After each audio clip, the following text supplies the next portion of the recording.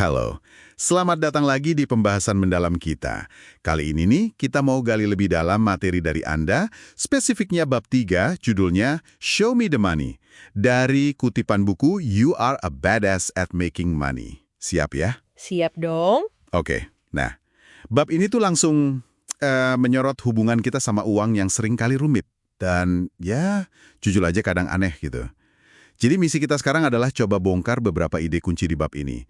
Biar paham gitu, kenapa sih topik uang ini bisa jadi, sensitif banget secara emosi? Betul sekali. Sering banget kan uang itu dibalut sama, ya keinginan, terus ada rasa malu, bahkan keanehan. Mirip lah kayak topik lain yang bikin kita agak kikuk, misalnya seks gitu.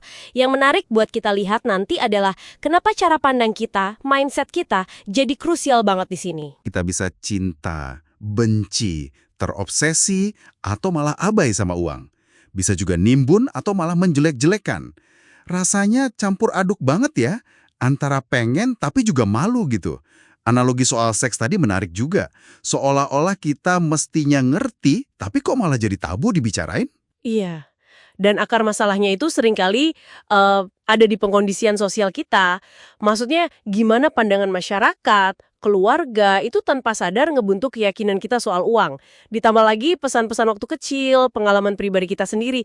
Nah ini semua tuh kayak ngebentuk program di kepala kita soal finansial. Seringnya tanpa kita sadari. Penulisnya bahkan cerita loh pengalaman pribadinya yang, wah ini kayaknya banyak yang ngalamin juga nih. Kayak berburu gratisan, terus rela jalan kaki jauh demi hemat parkir, atau pakai lakban buat reparasi darurat. Pernah juga pesan air putih aja di restoran biar bisa makan roti gratisannya. Sampai di titik harus milih mau punya telepon atau punya asuransi kesehatan. Aduh, Itu contoh nyata banget ya. iya kan? Terus ada kutipan di sini yang menurut saya cukup nusuk nih. Waktu yang terbuang untuk merasionalisasi keadaan biasa-biasa saja bisa digunakan untuk menciptakan yang luar biasa. Ini langsung keingat sama orang yang mungkin bertahan di hubungan atau pekerjaan yang nggak bikin happy, tapi alasannya banyak banget.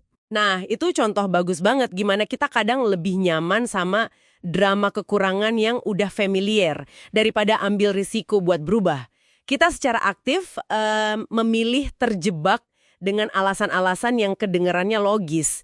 Padahal fokus ke kelangkaan terus-terusan cari diskon, hemat yang keterlaluan, itu nyita energi mental dan waktu.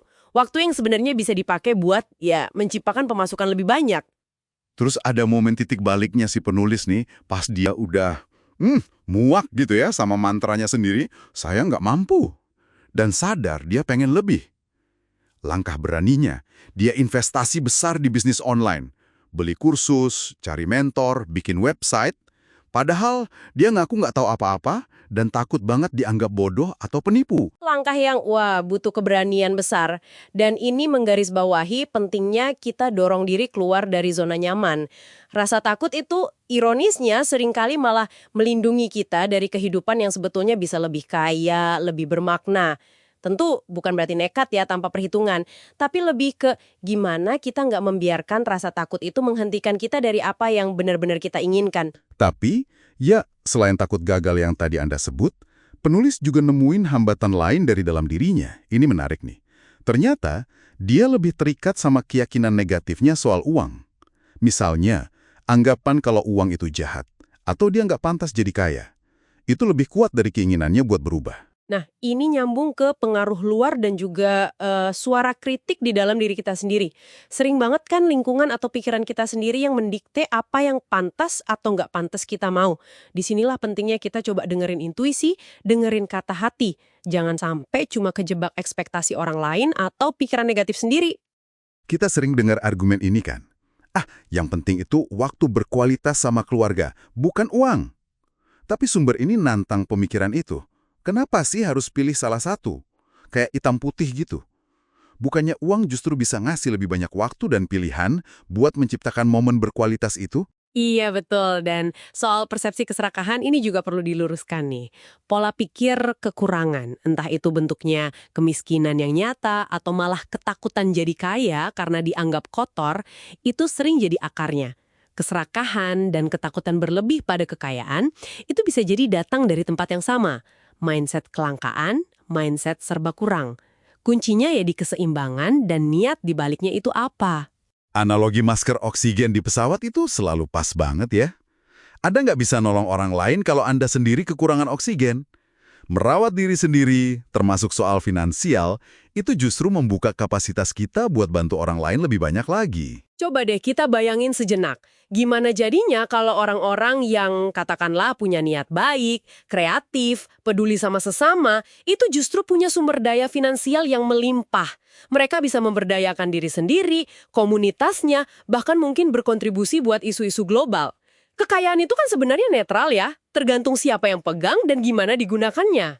Saya suka bagian yang ngajak kita buat, nyaman aja bilang, saya suka uang.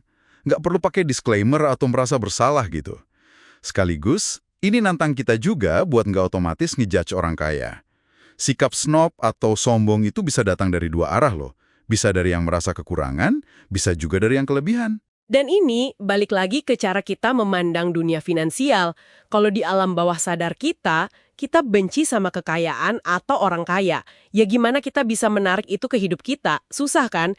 Jadi menyadari dan membongkar keyakinan-keyakinan tersembunyi ini jadi langkah yang krusial banget. Pesan akhirnya juga kuat banget nih, bahwa bakat dan hasrat unik yang Anda punya itu ada tujuannya. Tujuannya ya biar Anda bisa berkembang dan membagikan keunikan Anda itu ke dunia. Jadi, izinkan diri Anda meraih sumber daya, termasuk uang, yang Anda butuhkan untuk bisa ngasih kontribusi terbaik versi Anda. Ini nyambung banget sama cerita sukses Charles yang juga disebut di sumber. Gimana perubahan keyakinan tentang nilai dirinya, terus diikuti tindakan nyata, dia latihan wawancara, belajar skill baru, itu membawa perubahan finansial yang drastis. Jadi penting banget ada aksi nyata, tapi juga harus didorong sama perubahan cara pandang dari dalam. Oke, jadi kalau kita rangkum, poin penting dari bab 3 ini apa ya? Bab ini tuh kayak ngajak kita buat periksa lagi emosi kita seputar uang, terus kenali pembenaran-pembenaran diri dan keyakinan yang mungkin selama ini menghambat kita, dan yang paling penting, punya keberanian buat melangkah menuju kelimpahan versi kita sendiri. Betul. Dan intinya ya, transformasi itu mulainya dari dalam diri. Dari cara kita mikir, cara kita bercerita tentang uang ke diri kita sendiri. Mengubah narasi internal ini tuh fondasinya.